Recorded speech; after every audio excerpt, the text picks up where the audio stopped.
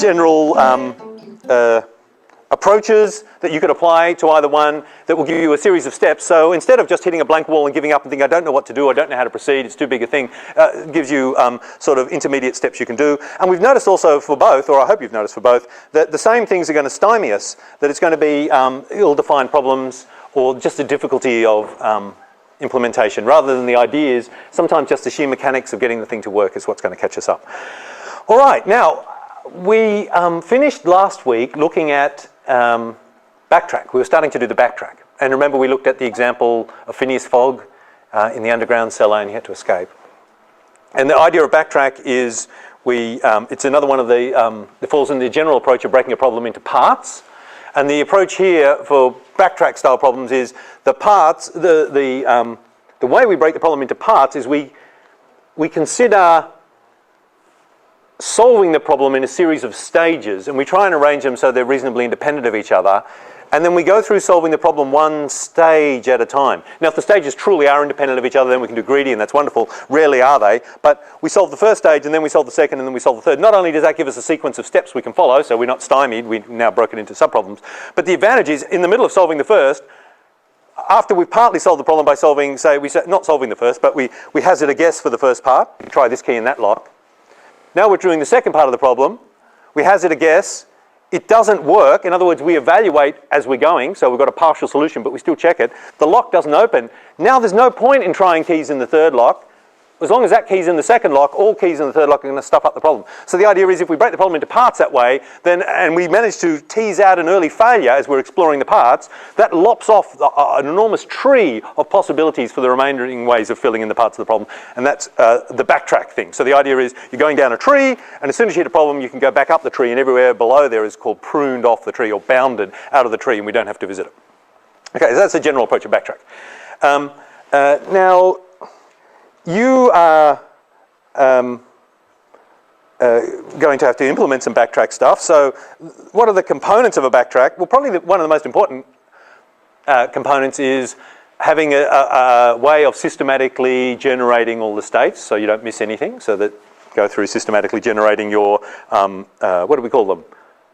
Problem states, did we call them? Yeah, generating your problem states, building up to a solution state.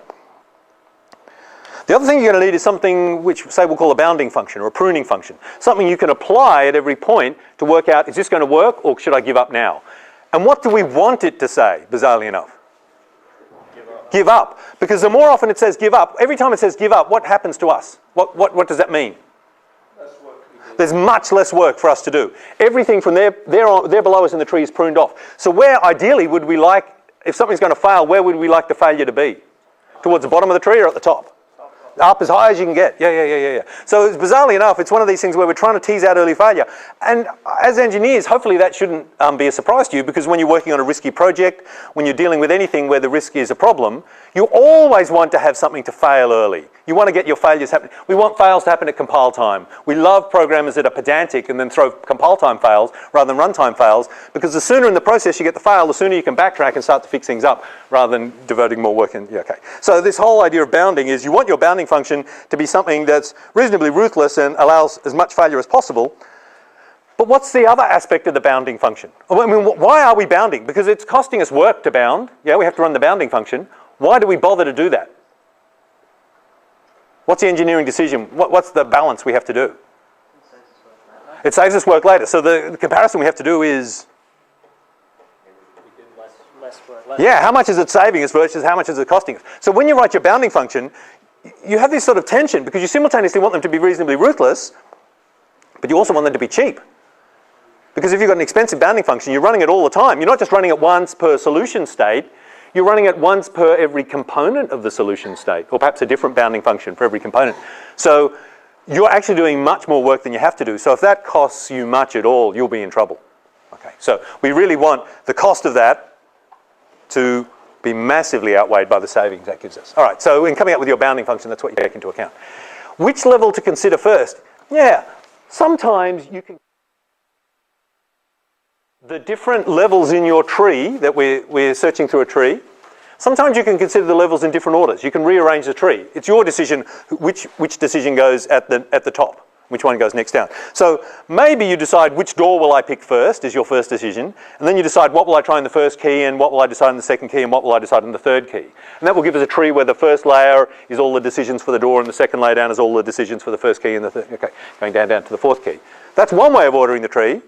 Another way, I guess it only makes sense to put the door at the top because nothing else matters till you pick the door. So you've got to pick the door at the top, but maybe you don't want to consider the first keyhole first. Maybe the guy laughed diabolically as he left the room and said, I've not given you a full set of keys for the third keyhole. Ha ha ha ha ha ha. I've given you one that'll open the real keyhole, but you don't even have necessarily all the keys to open the other ones. But actually, if he said that and laughed, ha ha ha, the joke's on him because he's helped us, because now the third key is something that's more likely to fail.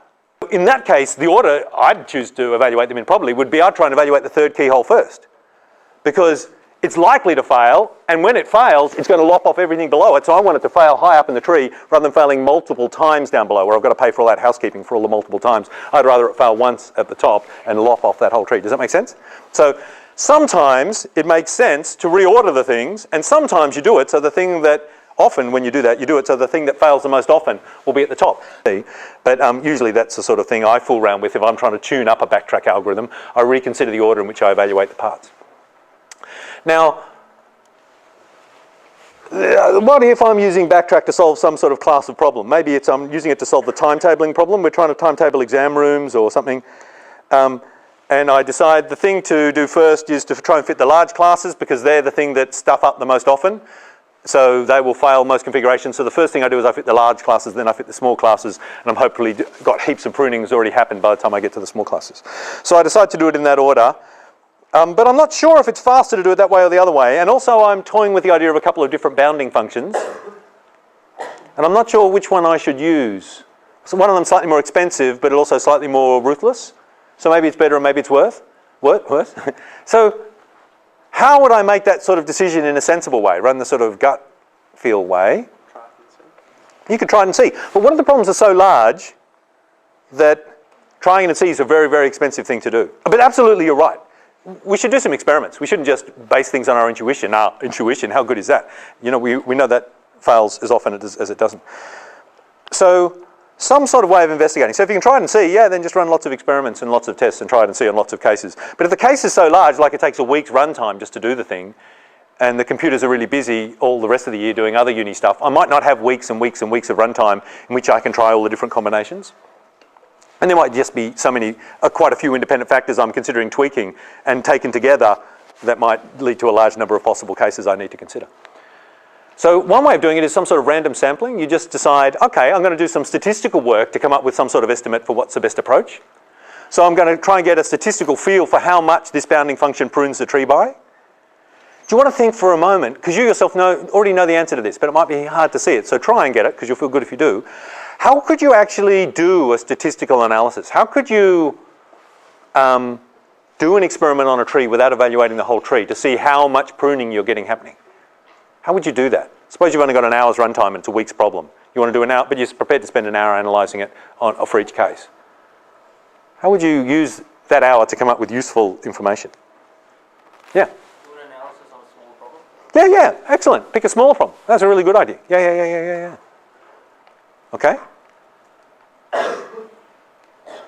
The thing I like about that, by the way, is that I'd do an analysis on a couple of problems, small problems, and I'd slowly make it bigger and bigger. And I'd try and get a feel, because sometimes the nature of a problem changes as it gets bigger, because you might have low order terms and high order, you might have some n squareds and some n's and some n cubes in there, but maybe the constants are large for the n's and small for the n cubes. So for small cases, the n's might be dominating, and I know for large cases, the n cubes are going to dominate. So I'd slowly ramp it up bigger and bigger and get a sense for how the problem's changing as the size changes. And if it doesn't seem to be changing much as the problem gets bigger, then yeah, those small ones are probably a good indication of the big one. I hadn't thought of that. That's a really good answer. What's your name? Chris. You don't have a brother called Chris, do you? No. Because I was about to call you Chris and thought, no, that was a student I saw graduating today who's this really wonderful guy who got the uni medal and he got all this. Does anyone know Chris? And now he's in America and he got like 5 degrees or something in the medal and things like that. Yeah, he's this awesome guy. Yeah. Do you know Chris? The guy that got the medal and everything? No. Well, I thought he might have been in your year. He was in your year. You were a 2006? Yeah. Chris? No, I don't know. Yeah, okay. Yeah. No, well, there were lots of smart guys in that year. Lots of smart guys. That's a great year, like this year. Okay, Here's how, oh, any other shots?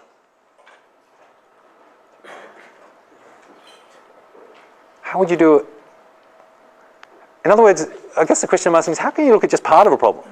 Looking at, picking small problems is a great idea. That's looking at the whole problem, but for a more manageable scale. But is there a way you can just look at part of the problem? I do this all the time, I've got to say. People in financial institutions do this all the time. This is a standard tool in a financial analyst's web toolkit, like a programming toolkit, and you should have this in your programming toolkit too as a programmer. Was it Liam? Who called that? Someone had a suggestion? Yeah, George. It was just randomly pick some of the states. Yeah, random. Yeah, use randomness. So here's how we go. We've got our tree.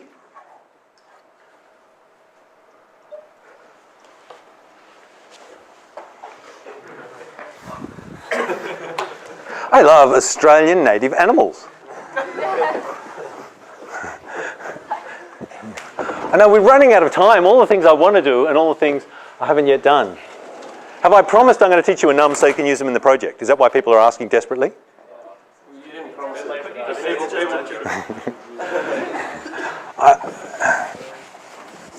Look, you don't need to use enums, but if you want to use enums, okay, you can use them.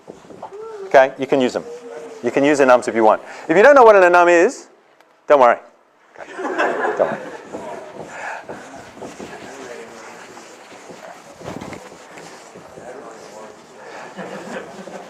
Whoop.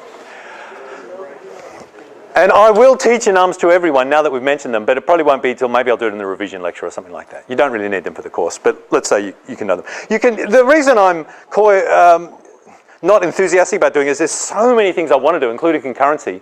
I want to do a little bit of concurrency stuff. And enums just aren't, they're sort of neat, but they're not hugely neat. And you can achieve the same effect with sort of singletons and things like that. So, or other, we haven't talked about the singleton pattern. We'll talk about that in a sec. I'll tell you what the singleton pattern is. I'll tell you a new design pattern. This is a design pattern I can say in one sentence. It's very simple. A singleton is a class which you set up. So, can anyone guess? It only has one instance. There's only one object of that class. How are you going to enforce that? You better hide the constructor or some idiot's going to make multiple copies. So hide the constructor and then people are going to have to access the constructor through some sort of static function or something like that. And then your static function is just going to have to store a flag or something to say, I've already been used once or I haven't. And if you try and use it when it's already been used once, it just returns the thing it's already made, keeps a copy of it. And then the first time it's used, it makes the copy and also stores it internally. So, yeah, does that make sense? Yeah. There, you've just seen a whole design pattern in 1 second. Singleton, wonderful. Don't go nuts with it because yeah, only use it if you need it. It's one that's so easy to use, you can get excited and use it all over the place. Yeah, only use it if you have a real reason for only needing one of an object. What was I going to do? Oh yeah, I'm showing you random sampling. So, okay, so suppose we want to know how good a bounding function is. Maybe there's two different bounding functions we can use, and each involves doing a different amount of work, and one of them is much more expensive than the other, and we're trying to work out if it's worth doing that, or the cheaper one's good enough. What we need to know is essentially the cost of the bounding function, how much it's going to cost us to run, and the saving comes from how much it prunes the tree. But if the tree is too big to exhaustively look at the whole tree, and these in real life these things often are, there's no way we can actually know how good the bounding function is because we can't apply it to every single solution problem state in the tree and see how much bounding it does. So we're going to try doing a statistical thing. We're just going to do some sampling for as long as we've got and just randomly sample the tree over and over again and see how much bounding we get to do with whatever bounding function is we're evaluating. And then we can do some meaningful calculations to see if it's worth doing or not. Here's an example I've generated already. It's just a toy small tree. Of course, in real life, the interesting problems have much vastly bigger trees with bigger branching and much bigger depth. What we do is initially, suppose we start from our initial state. We've got 5 possible children. I'm going to pick one randomly. I'm going to generate all the 5 children and see which one's the bounding function bounds. That's the ones that's got the crosses on it.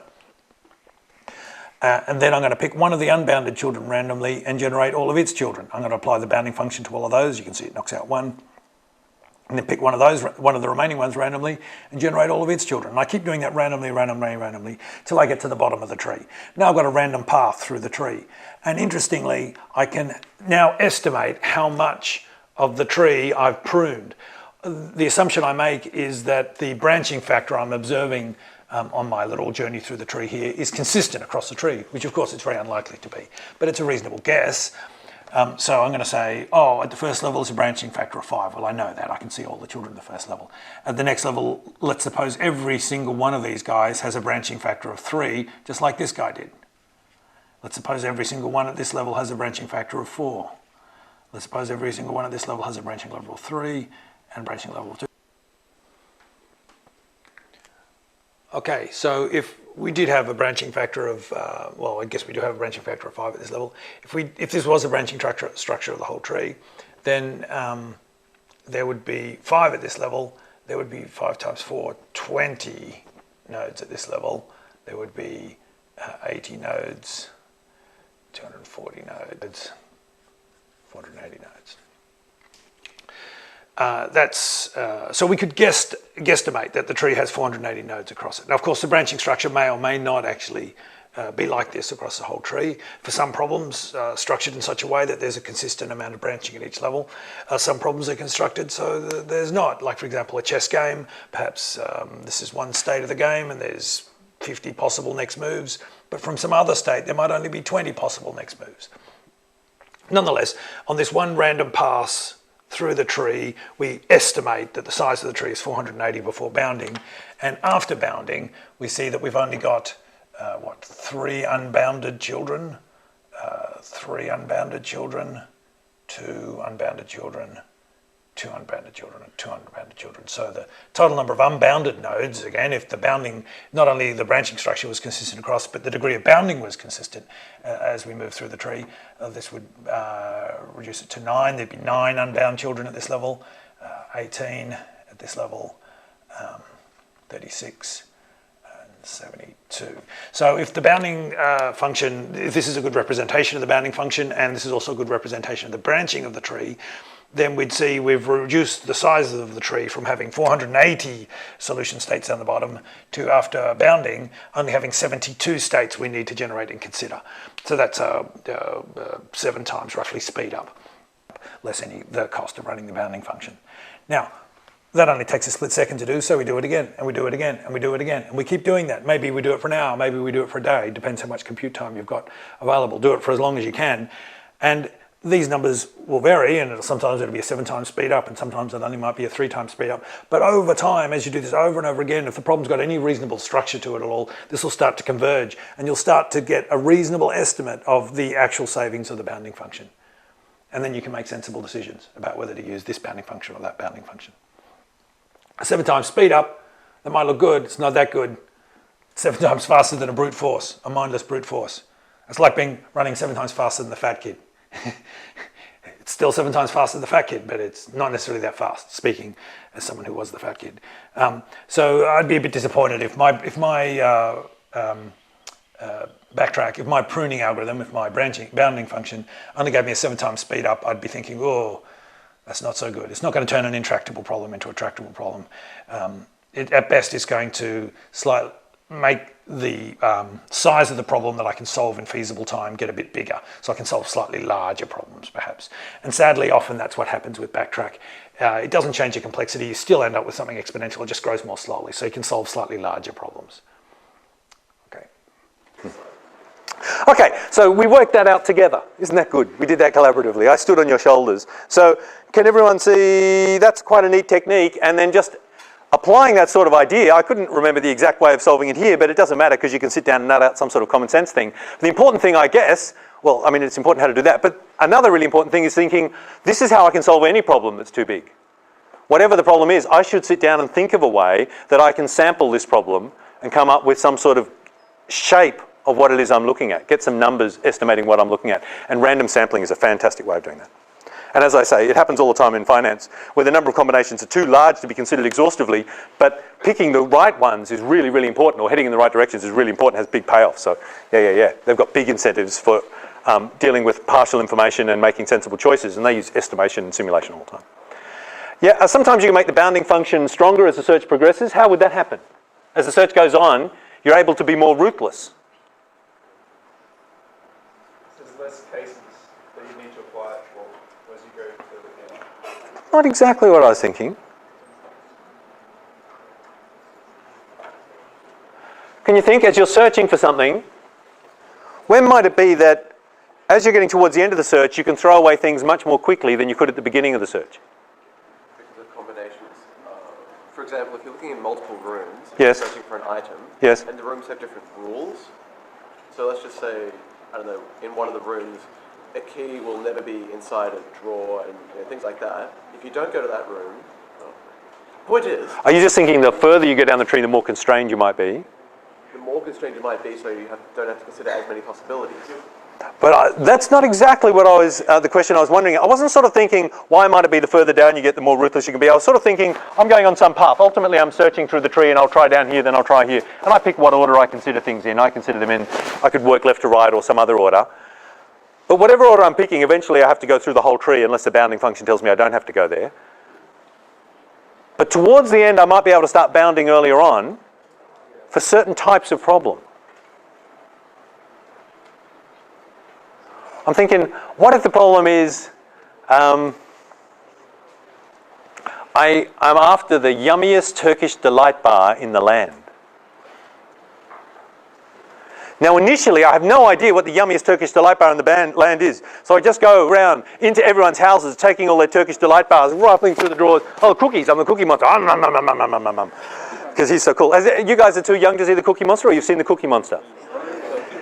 I saw TV a while ago, and the Cookie Monster, and I don't know if this has changed, he ate the biscuit. He didn't sound as excited as I remember, and he ate it really neatly. Is this what happens now? What's this? It says cookie is a sometimes food. Cookie is a sometimes food? That's not the Cookie Monster. He's got like an invisible spider on his back controlling his brain. It's been taken over. Because the real Cookie Monster does this. He sees a cookie and he goes, nom, nom, nom, nom, nom, nom, nom, nom. He gets really excited, but he doesn't actually eat any of the cookie. It just gets munched up and falls out of his mouth. And it goes everywhere all over the floor. And it's just this exhilarating way of eating cookies. I do it all the time. So I'm after the yummiest cookie in the land. I go into your house. Oh, an iced Vovo. Maybe that's the nicest cookie in the land. And I go to your house, a Tim Tam. I got a Tim Tam. And then I go to your house, and you've got like a chocolate Wheaton covered. I'm thinking, no, Tim Tam. And as the search goes on, and I'm after the yummiest cookie in the land, I can start giving up earlier. Why can I start giving up earlier? Because I've already got a best so far. Is that what you're going to say, Chris? And the best so far just gets better and better. I was going to say you'd be able to like gather data and recognize what makes something yummy and not. Yes. Oh no, I'm not trying to do clever things like that. It's just a naive thing that if someone's got a 2 kilogram cookie and it's a Tim Tam, and I'm thinking it can't get better than this, I'm knocking on your door, I'm saying, do you have any 2 kilogram cookies? You go, no, and I'm not even bothering going in because already the bar's been set so high. So the idea is if you're looking for best so far, you can give up as soon as something's bigger than the best so far. You don't have to go all the way to the bottom of the tree if at every point you're just adding, if it's some sort of monotonically increasing thing. So for example, let me make it clearer. Suppose the goodness of a cookie is the sum of a whole lot of factors. So it's how much it weighs, how much chocolate's in it, how sweet it is, how many crumbs it has. And these are all factors and they all add to the score of how good the cookie is. And they all add numbers to the score. And they kind of link together as well. And they're linked together in various ways, that's right. Now, once you've already up to a cookie that's worth 1,000, you've given me 1,000 cookie. I go to your house and I start asking questions. How big is it? Oh, it's 1 gram. Okay. Well, you get 1 point for that. Does it have chocolate on it? No, it's carob. And you got 1.5 points. And I'm thinking, I've only got 4 more questions, and the highest possible answer for each of those questions is, I don't know, 10 points or 100 points. How many? Your cookie's worth 1,000? So I've got 100 is the highest answer I could get for any of the remaining 3 or 4 questions. I don't need to ask any more questions. No, that doesn't make sense if I've got 5 questions, most of which can be 100. Oh, no, because the weight question and the chocolate question are worth 500 each or something. Yeah, okay. So you're at 1.5. I've only got 3 questions to go, but the maximum marks I can get for any of those questions is 100 each, so I can just give up now. I can prune the tree off at that point because greatest so far has got so good, there's no way you can possibly reach it. And as we go through, it can get to the state, you've given me a 2,000 cookie. Now I only really have to ask the first question, because if you say it doesn't have chocolate in it, boom, there's no way you can get enough points, no matter how good the cookie is. Okay. So, yeah. Now, can you see that will muck up your statistical sampling then? So if you've got some sort of thing like a greatest so far that you're carrying with you, then your statistical samples, because they're all going to start off naively not having seen the greatest so far, they're not, yeah, it's not. But at least there'll be an underestimate of the saving you get. They won't overestimate the saving. All right.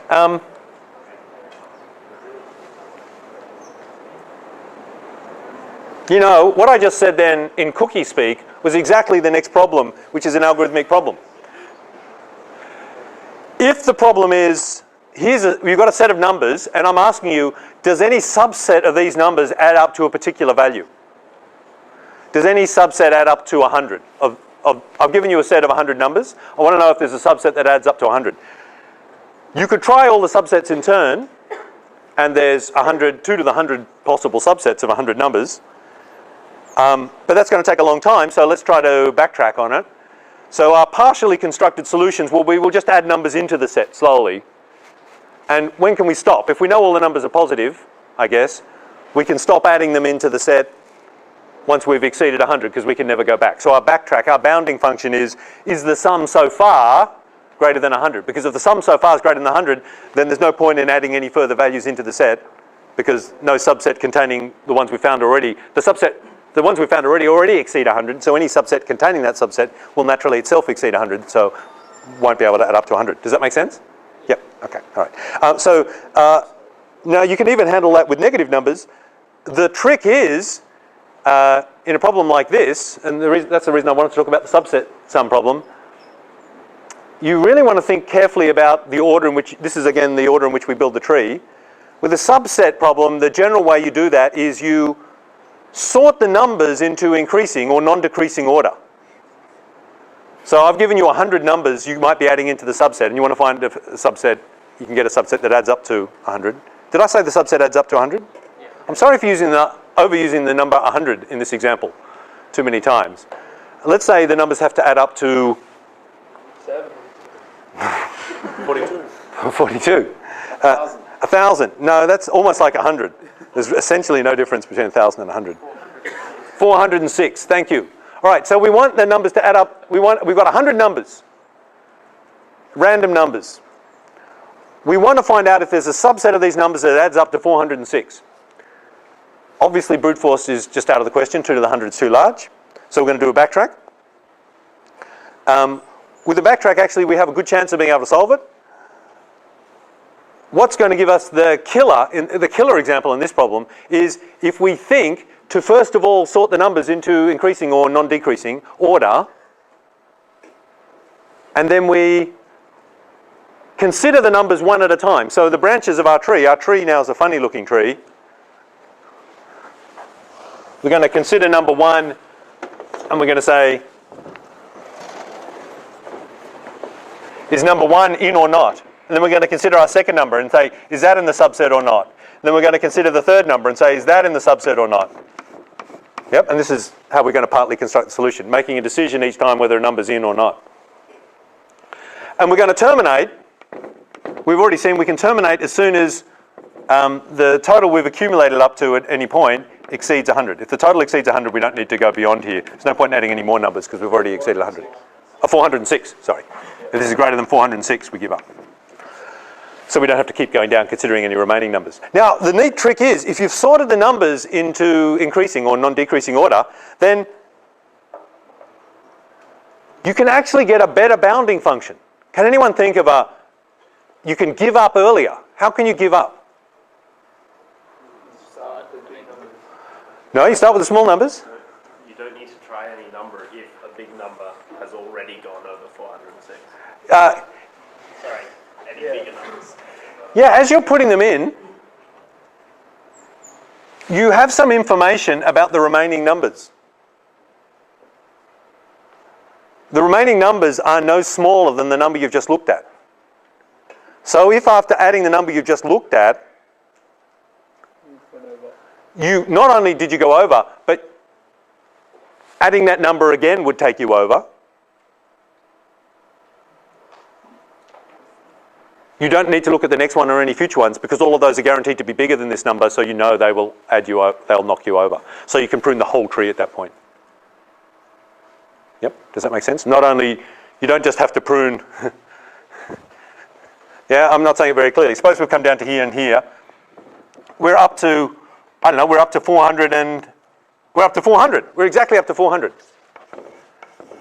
And the last number we added in was 10.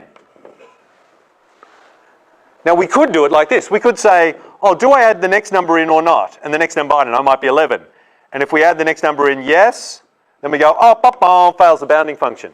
No, hasn't failed the bounding function, so we keep going. I add the next number in, what's that? 13. Ah, yes, fails the bounding function. No, so you see, we still have to keep going down here. We're not pruning ruthlessly enough. But actually, if I've sorted the numbers into increasing order, then at this instant here, I know I can prune off the whole tree from now on, because none of the remaining numbers will take me to 406, because they're all bigger than the number I was looking at, or at least as big as it. So any of them added on will take me over the limit. Does that make sense? Yeah, okay. So this is an example of why you often want to structure the order in which you view things in the tree, and the build the tree. And the trick we're doing here is we're doing the tree where we're considering the smallest ones first, because then that can improve the strength of your bounding function. That can let you bound bigger chunks off the tree as you go. So it's well worth for a backtrack problem just thinking about it. And for years and years in my algos course, the main or the second main assignment used to be a backtrack problem. I'd give people some large problem to solve, and the race would be, so can you solve something of size 10 in 5 minutes? Okay, the people that solve something of size 10, we go, can you solve something of size 11 in 5 minutes? And can you solve something of size 12 in 5 minutes? And we'd go up and up and up till there was only one student less who could solve it. And the amazing thing was, just by changing their bounding functions and thinking differently about the order in which they constructed the tree, everything else was completely constrained. I even gave them the backtrack algorithm. We were able to get orders of magnitude in speed ups from people who just sat down and spent a long time thinking and doing statistical analysis and statistical probing on the shape of the tree versus people who just tried something randomly and put up with it. So there's big bucks in coming and thinking carefully about your bounding function. In fact, we did that. Who did 1927 with me? Okay, did you see? That was your assignment. Yeah, it was exactly the same. I'm thinking of the busy beaver problem, remember that? Yep. That was a backtrack problem where you had to get your bounding function right and you had to consider things in the right order. And if you did, you completely blitzed it. And if you thought of something else, it wasn't quite as good. And if you thought of something else, it wasn't quite as good and quite as good. And really the big difference at the end of the day didn't come down to who shaved off a little bit off this loop or saved an instruction here. It was who had the best bounding function and who considered things in the right order. That was really the big thing. Okay, so I think we've more or less finished backtracking. I just should talk about this language called Prolog because it's the most amazing language. Have you guys encountered Prolog or heard of Prolog? You've heard of Prolog but not programmed in it. Prolog is, now do we teach it here? Does anyone know? Liam, we must teach it here. No, we don't. We don't teach Prolog? We don't teach logic programming. We don't teach logic programming. I learned it in AI. You did it, Rupert did it. They did it in AI? Yeah. I don't think they do it anymore. Because we have here Claude Sammet, the head of our AI department. He actually wrote the Prolog interpreter that we used here for years and years. He's like an awesome Prolog programmer.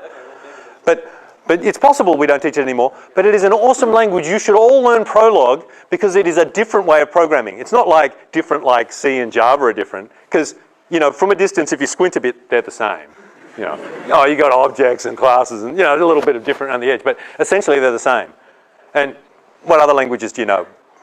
PHP, it's the same. Perl, it's the same. Basic, it's the same. COBOL, it's the same. Assembly, it's the same. It's the same. Same. What else? It's not the same. Translucid, no, that's different. Translucid, Haskell, they're all different. You want to learn different programming paradigms. This is like, whoa, in another land. Prolog is one of those. It's entirely based around backtracking. And it is the most beautiful thing you've ever seen. And the first couple of weeks of looking at it, you'll just be looking going, what? No, that's stupid. No, I don't get it. And then one day you'll just go, oh. And then it's just like magic. Oh, yeah. It's an awesome language. Yeah, I think everyone should, you know, it would be a good first language to program in. Rupert, are you the only person here that's done it? Is that what you're thinking? Has anyone else here ever programmed in Prolog? Yeah, what do you think of it? I've forgotten your name. Hugh. When did you do it? In AI? Whereabouts? At home, just private programming. What do you think of it? I couldn't get used to it. You couldn't get used to it. I think it takes a while. I remember when I used to take it home, and it was when I was just first dating my wife, and I was just which phrase? And I was looking at it going, this doesn't make any sense. And I'd hand in assignments, and they wouldn't even slightly not work. They just wouldn't work at all, because I'd have just, what? It'd be just gibberish. But But stick with it, good on you for trying it, because if you can get it, it just takes that little, like getting Haskell if you programmed in Haskell. Once you get it, it's just, and there are some problems you can solve with Prolog that you wouldn't ever want to dream of writing in C or Perl or assembly or anything like that. No, it's a great language. Okay, I was going to talk about branch and bound. Branch and bound is just a different, like a backtrack related sort of searching. So again, you've arranged your state space into a tree, and you just, really all our state space exploration algorithms that are based around trees, they're really all just about what order do I travel through the tree in, and when do I know that I can give up and prune and bound.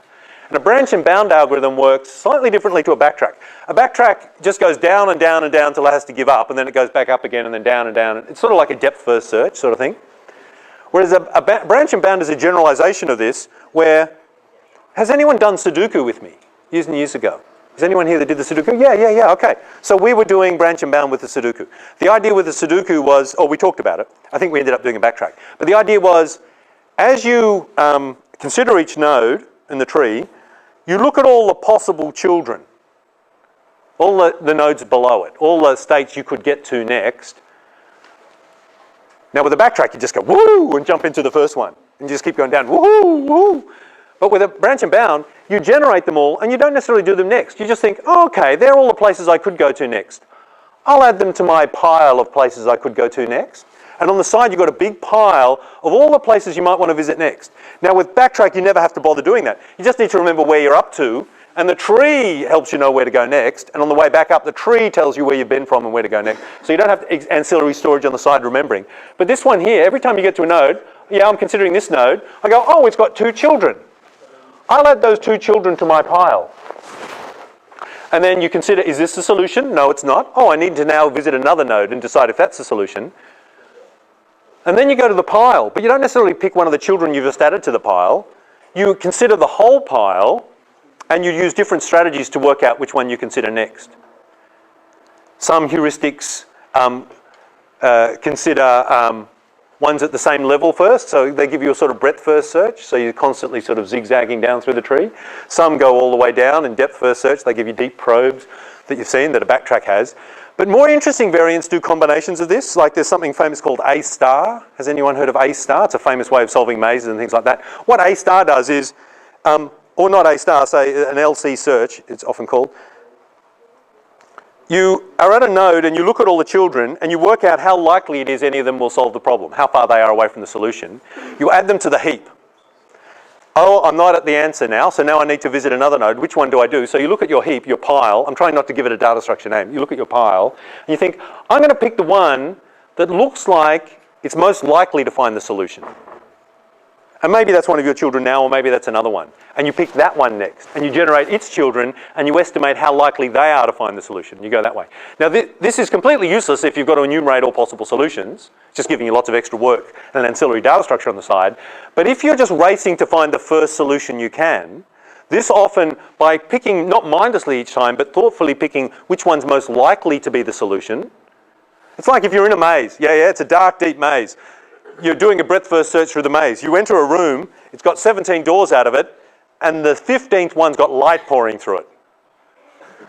But you're a computer, you're a mindless algorithm. You're doing depth first search. You're going to go through door number 1 and search that whole possible maze. Then you're going to go through door number 2. Then you're going to go through door number...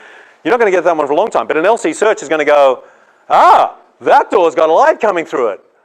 That's probably the most likely one. I'm going to go through that one. Or it'll look at that light coming through and say, that door's got light coming through it. That's very likely, but the door 3 rooms back had even more light coming through it. I'm going to try that one first. Yeah, so that's what an LC search is. And an example of LC search, well, actually, I'll do examples of problems after. After the break, we'll go through a standard set of problems and we'll see if you can guess what the right way of solving them is. Because we're just about to take a break now, but I did want to just... so you remember we saw divide and conquer, and that led us to the idea of problems that are similar to themselves. So in divide and conquer, you break a problem into 2 subproblems, and the trick is those 2 subproblems you want to be isomorphic to in shape, but slightly smaller than in size, the original problem. So whatever technique you use to solve the original problem, you can use to solve the subproblems. And this sort of self-similarity is really cool. And then we saw the composite pattern, which you do the same with data structures. And either tomorrow or early next week, we'll see a new problem-solving technique, which is called dynamic programming, or chip and conquer, rather than divide and conquer, where you solve a problem not by breaking it into two half-size problems that are the same, but by breaking it into a trivial problem and another problem that's almost the same as the original one, but just slightly smaller. So in all these cases, the thing we're seeing repeated, and this is a common sort of meme in computer programming, in computer science, is things that are self-similar, things where the same thing is repeated at different levels in different complexities, and so on, so on, so on, so on, so on. An example of that is fractals. Yeah, do you know, like the old fractal thing? Like, I'm only remembering this because a while ago I was doing a geography course, and the man doing the geography course was giving us instruments to work out stuff. And the first question he gave us as a class was, now here's a picture of Bronte Beach. I want you to work out the length of the beach. And he wanted us, I think, to put a bit of string over the beach on the map and then pull the string straight and measure how long it was. And I couldn't help it because I'm an obnoxious computing student. And I said, sir, actually you can't work out the length of a beach. He said, what do you mean you can't? You just put a piece of string on and stretch a string. And I go, no, because I just read a book that told me all about chaos theory. And you can't, because if you were to zoom in on any part of the beach, you would find it's the same wiggly pattern, but at a lower level. So, you know, your beach looks like this. And if you were to zoom in on this part, well, it's actually sort of really wiggly. So if the ratio of this to that, if you straighten out this wiggly string, it's twice as long than the curly string. Well, this same property occurs if you multiply it by 10 here. So actually, the straight piece of string that's going across here in your method, were I to look at this scale and straighten it out, would actually be 10 times as long. And if I zoomed in 10 times more, and I could do that forever, and actually the length of the beach is probably infinite. And he just stared at me like I was a complete idiot. And I sort of faded away and said, oh, I'll measure your piece of string then. So I did that. But this is this notion of self-similarity. It happens all the time. And the reason I'm saying this is that it happens in music. And musicians love doing this. And sometimes musicians have become conscious that this is in music. So they actually write music that exploits this. And the most extreme version of this is something called a canon. And anyone that's studied music at all knows canons. And canons go, the same structure is repeated, but often in subtle ways. Like they might have a melody, which is occurring up here, and then someone might do the same melody but shifted in time. And that would give you a round or something like that, you know, with row, row, row, you bet. Or it might be the same melody, but they might move it down some notes, or they might play it backwards. So when the main melody goes up, the other one goes down. Some people like Bach do crazy things like they play the melody backwards at the same time as they're playing it forwards. And all the voices can have complex relationships, but essentially it's the same structure. It's called a canon. So I wanted to play you the most famous canon. So I need to borrow Theo's thing. Yeah. Oh, yeah, that's right. That's not a canon. A canon goes. A canon is just the round one. That's very confusing. That's right, Liam. That's right. I got it wrong. So the canon is just a round. So a canon is an instance of a fugue. Yeah. And what I was saying, everything I said just then, replace the word canon with the word fugue. And that's right. Thanks, Liam. You can see I have no musical training, but I wish I did because I love music so much. Yes. Who here knows music and can play music? Can anyone? Any musos? Yeah.